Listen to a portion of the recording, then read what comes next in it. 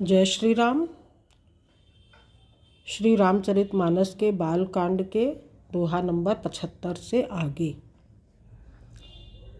इन दोहों में ये प्रसंग है कि देवता लोग भगवान शिव जी को उनके पार्वती जी के संग ब्याह करने के लिए राजी करने की बात यहाँ पे कही गई है इन दोहों में। तो वहाँ पे यही प्रसंग आया है। तो अब हम पाठ करते हैं। कतहु मुनि उपदेशहि ज्ञाना, कतहु राम गुण करहि बखाना। यद्यपि अकाम तदपि भगवाना, भगत बिरह दुख दुखित सुजाना। वे कहीं मुनियों को ज्ञान का उपदेश करते और कहीं श्री रामचंद्र जी के गुणों का वर्णन करते थे। यद्यपि सुजान शिव जी निष्काम हैं, तो भी वे भगवान अपने भक्त सती के वियोग के दुख से दुखी हैं। ए विधि गयऊ कालु बहु बीती, नित नय होई राम पद प्रीति। नेम प्रेम शंकर सब देखा, अभिचल हृदय भगत कै रेखा। इस प्रकार बहुत समय बीत गया। श्री रामचंद्र जी के चरणों में नित नई प्रीति हो रही है। शिव जी के कठोर नियम, अनन्य प्रेम और उनके हृदय में भक्ति की अटल टेक को जब श्री रामचंद्र जी ने देखा, प्रगटे राम कृतज्ञ कृपाला, रूपशील निधि तेज विशाला। बहु प्रकार शंकर रही सराहा, तुम बिनु अस व्रत को निर्बाहा। तब कृतज्ञ उपकार मानने वाले कृपालु, रूप और शील के भंडार, महान तेज पुंज भगवान श्री रामचंद्र जी प्रकट हुए। उन्होंने बहुत तरह से शिव जी की सराहना की और कहा कि आपके बिना ऐसा कठिन व्रत कौन निर्वाह कर सकता है। बहुविधि राम शिव ही समुझावा, पार्वती कर जन्म सुनावा। अति पुनीत गिरजा कै करनी, बिस्तर सहित कृपा निधि बरनी। श्री रामचंद्र जी ने बहुत प्रकार से शिव जी को समझाया और पार्वती जी का जन्म सुनाया। कृपा निधान श्री रामचंद्र जी ने विस्तार पूर्वक पार्वती जी की अत्यंत पवित्र करनी का वर्णन किया। दोहा। अब बिनती मम सुनहु शिव, जौ मोह पर निज नेहु। जाय विवाहहु शैल जहीं, यह मोहि मागे देहु। फिर उन्होंने शिव जी से कहा, हे शिव जी, यदि मुझ पर आपका स्नेह है तो अब आप मेरी विनती सुनिए। मुझे यह मांगे दीजिए कि आप जाकर पार्वती जी के साथ विवाह कर लें। कह शिव, यद्यपि उचित अस नाही, नाथ बचन पुनि मेट न जाहि। सिर धरि आयुष करिय तुम्हारा, परम धर्म यह नाथ हमारा। शिव जी ने कहा, यद्यपि ऐसा उचित नहीं है, परंतु स्वामी की बात भी मेटी नहीं जा सकती है। हे नाथ, मेरा यही परम धर्म है कि मैं आपकी आज्ञा को सिर पर रखकर उसका पालन करूं। मातु पिता गुरु प्रभु कै बानी, बिनहि विचार करिय शुभ जानी। तुम सब भांति परम हितकारी, आज्ञा सिर पर नाथ तुम्हारी। माता पिता गुरु और स्वामी की बात को बिना ही विचारे शुभ समझकर करना मानना चाहिए। फिर आप तो सब प्रकार से मेरे परम हितकारी हैं। हे नाथ, आपकी आज्ञा मेरे सिर पर है। प्रभु तो शिव सुनि शंकर बचना, भक्ति विवेक धर्म जुत रचना। कह प्रभु हर तुम्हार पन रहेऊ, अब उर राखे जो हम कहेऊ।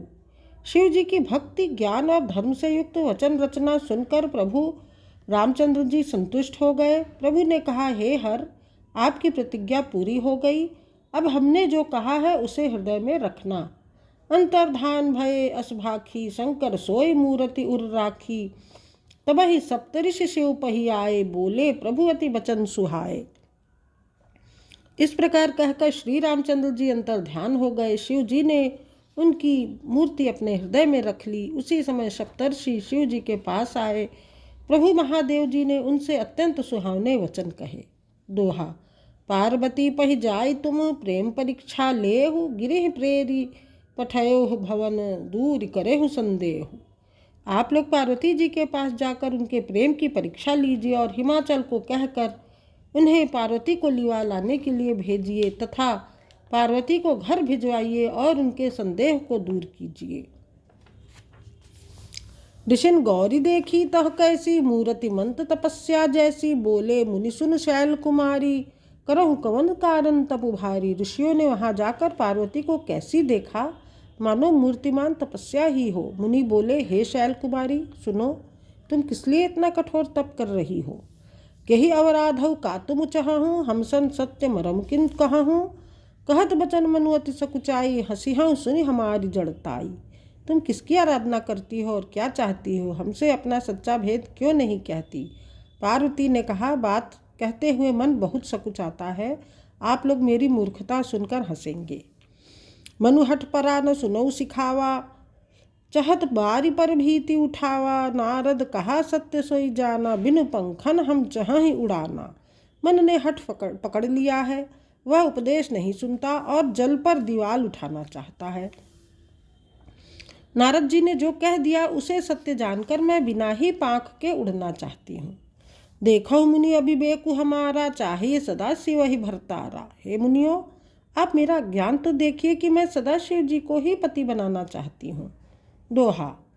सुनत बचन बिहसे ऋषय, गिरि संभव तव देह। नारद कर उपदेश सुनी, कहूँ बस्यो किसु गेह।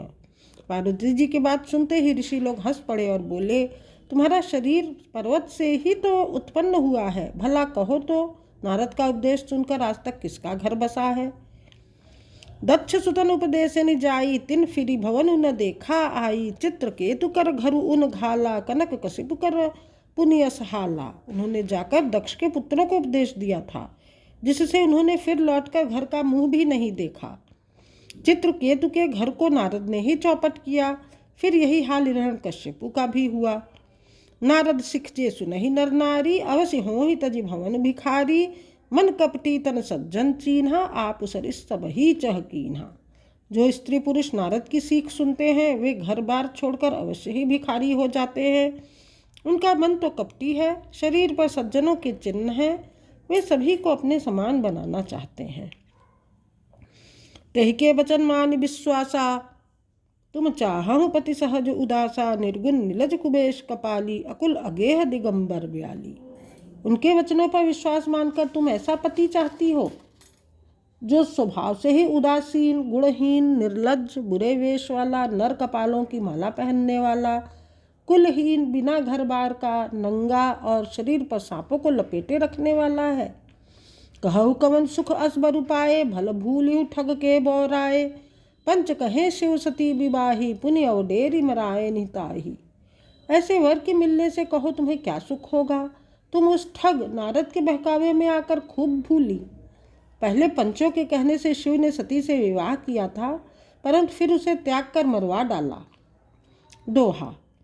अब सुख सोवत सोच नहीं, भीख मांगी भव खाही। सहज एकाकिन के भवन, कबहु की नारी खटाही।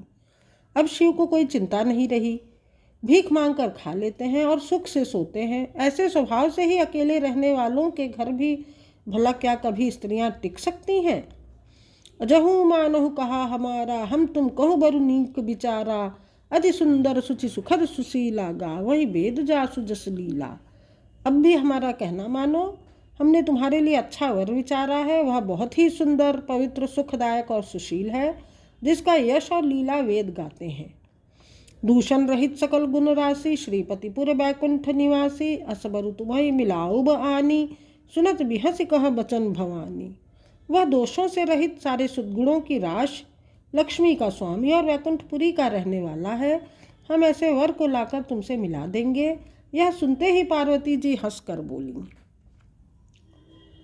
सत्य कहे पगिरि भव तनु एहा। हठ न छूट छूटे बरु देहा, कनकौ पुनि पाषाण ते होई। जा रेहु सहज न परिहर सोई। आपने यह सत्य ही कहा है कि मेरा यह शरीर पर्वत से उत्पन्न हुआ है, इसलिए हठ नहीं छूटेगा।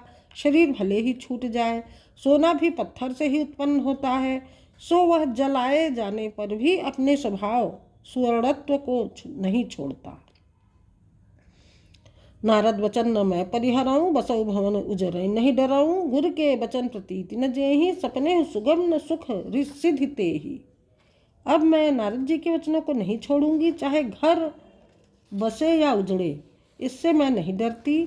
जिसको गुरु के वचनों में विश्वास नहीं है, उसको सुख और सिद्धि स्वप्न में भी सुगम नहीं होती।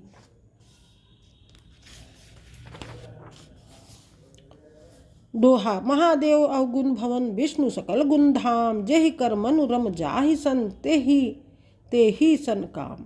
माना कि महादेव जी अवगुणों के भवन हैं और विष्णु समस्त सद्गुणों के धाम है, पर जिसका मन जिसमें रम गया उसको तो उसी से काम है। दोहा नंबर 80। जय श्री राम।